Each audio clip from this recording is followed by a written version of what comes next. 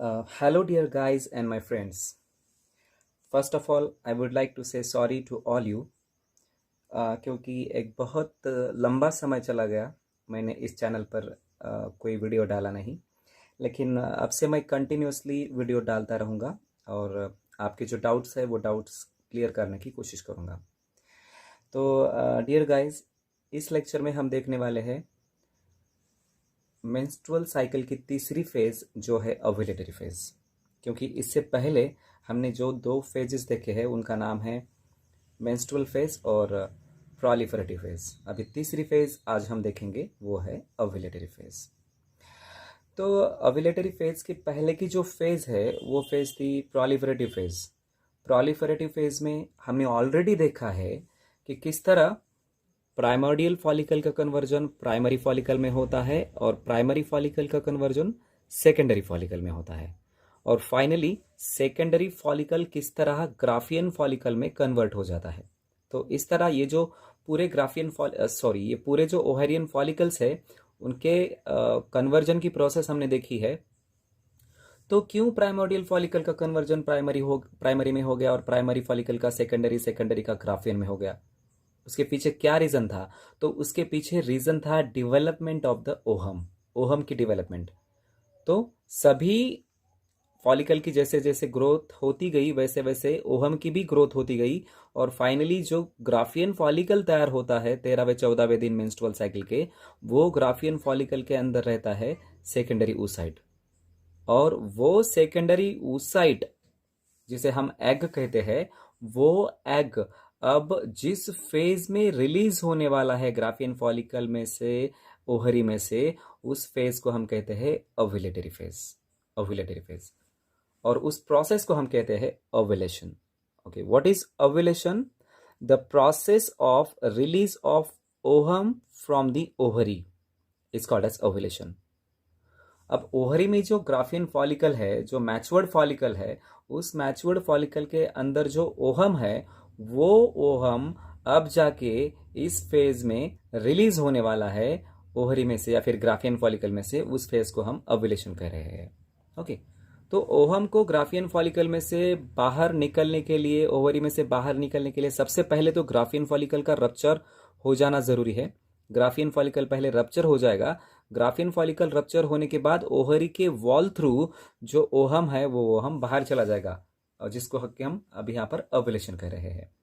तो इस चित्र को अगर हम फिगर के तरह देखना चाहेंगे, एक फिगर में देखेंगे, तो आप लोग अभी यहाँ पर देख सकते हो। इस फिगर में आप लोग देख सकते हो क्या दिख रहा है आपको? ये फीमेल रिप्रोडक्टिव सिस्टम के फिगर है। यहाँ पर मैंने ओवरी दिखाई है, दिस इज द ओवरी, और ये ओवरी के अंदर आपको जो दिख रहे हैं ये डेवलपिंग ओवेरियन फॉलिकल है। तो फाइनली क्या हो रहा है, ग्राफियन फॉलिकल तैयार हो जाएगा 14th day of menstrual cycle, on the 14th day of menstrual cycle. और ये जो ग्राफियन फॉलिकल है वो ग्राफियन फॉलिकल रप्चर हो जाएगा, और उसमें से जो वो ओहम है वो ओहम बाहर आ जाएगा। और बाहर आने के बाद आप लोग यहाँ पर देखोगे कि ये जो पार्ट है ये इन्फेंडिबुलम का पार्ट है, फैलोपियन ट्यूब है, यहाँ से लेके यहाँ तक ये जो पूरी है ये है फैलोपियन ट्यूब। तो फैलोपियन ट्यूब का ये जो ओहरी के पास का जो पार्ट है उसे हम इन्फेंडिबुलम कहते हैं। ओके, तो इन्फेंडिबुलम का ये जो फिंगर लाइक प्रोसेसेस है, ये फिंगर लाइक प्रोसेसेस को हम फिम्ब्री कहते हैं, फिंगर लाइक प्रोसेसेस। तो इस फिंगर लाइक प्रोसेसेस में एक ओपनिंग है जिसे हम ओस्टियम कहते हैं। ओके, उसके अंदर एक ओपनिंग है, उस ओपनिंग को हम ओस्टियम कहते हैं। तो ओहरी में से जब ओहम बाहर आ जाएगा, बाहर आने के बाद वो ovum through this opening which is called as ostium, through this opening ये इन्फेंडिबुलम के अंदर आएगा, और ये ऐसा अंदर आने के बाद ये चला जाएगा एम्प्यूला में, यहाँ पर चला जाएगा ओहम। और एम्प्यूला में जाने के बाद वो हम वेट करेंगे स्पर्म्स के लिए कि स्पर्म्स आए और उसे फर्टिलाइज करे, है ना। तो ये होने वाला है आगे जाके इस फेज में। तो ओव्यूलेटरी फेज के बारे में अगर हम बोलेंगे तो it is the shortest phase of the menstrual cycle. Menstrual cycle की सबसे शॉर्टेस्ट फेज है, because it lasts only for 1 day, सिर्फ एक दिनों के लिए ही होती है। Okay, it takes place on the 14th day of the menstrual cycle. Menstrual cycle cycle के 14वें दिन ये फेज हमें देखने को मिलती है। तो एग्जामिनेशन में अगर सवाल पूछा जाएगा कि which is the shortest phase of the menstrual cycle, तो आपको बोलना पड़ेगा कि ovulatory phase is the shortest cycle of the shortest phase of the menstrual cycle. तो एक्चुअली होता क्या है दोस्तों कि इस फिगर में आप लोग देख सकते हो, ये है मैंने दिखा हुई पिट्यूटरी ग्लैंड, ये पिट्यूटरी ग्लैंड है।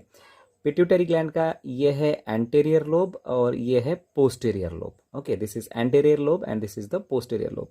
एंटेरियर लोब को हम एडिनोहाइपोफाइसिस भी कहते हैं। Okay, this is also called as adenohypophysis. अब बेसिकली होता क्या है कि मेंस्ट्रुअल साइकिल के 14वें दिन, that means on the 14th day of the menstrual cycle, what happens, उस फीमेल की जो एंटीरियर पिट्यूटरी है, वो anterior pituitary suddenly LH hormone का सिक्रेशन बढ़ा देती है। LH hormone, that is the luteinizing hormone. Okay, so on the 14th day of the menstrual cycle, sudden increase in the secretion of the LH takes place by the anterior pituitary, और वो LH secrete होने के बाद चला जाएगा blood vessel में, और blood vessel में से सीधा चला जाएगा कहाँ पर, सीधा चला जाएगा ओवरी की तरफ। इट विल गो और it will pass towards the ovary. So what it will does after reaching up to the ovary, ovary में जाने के बाद ये जो LH है, ल्यूटेनाइजिंग हार्मोन, ये क्या करने वाला है, ये अभी हम देखेंगे। तो ये LH अभी आ गया ओवरी की तरफ, ओवरी के पास, और ओवरी में आने के बाद वो जाएगा ग्राफियन फॉलिकल की तरफ, और ग्राफियन फॉलिकल की जो वॉल है, उस वॉल को LH क्या करेगा, वीक बना देगा। अब ग्राफियन फॉलिकल की जो वॉल है वो वीक बन गई, तो वो वॉल वीक बनने के बाद due to the pressure of the fluid inside the Graafian follicle, okay, the Graafian follicle will rupture. Graafian follicle rupture हो जाएगा। तो ग्राफियन फॉलिकल रप्चर होने के बाद ग्राफियन फॉलिकल के अंदर क्या है, ग्राफियन फॉलिकल के अंदर है सेकेंडरी oocyte, जिसे हम एग कहते हैं।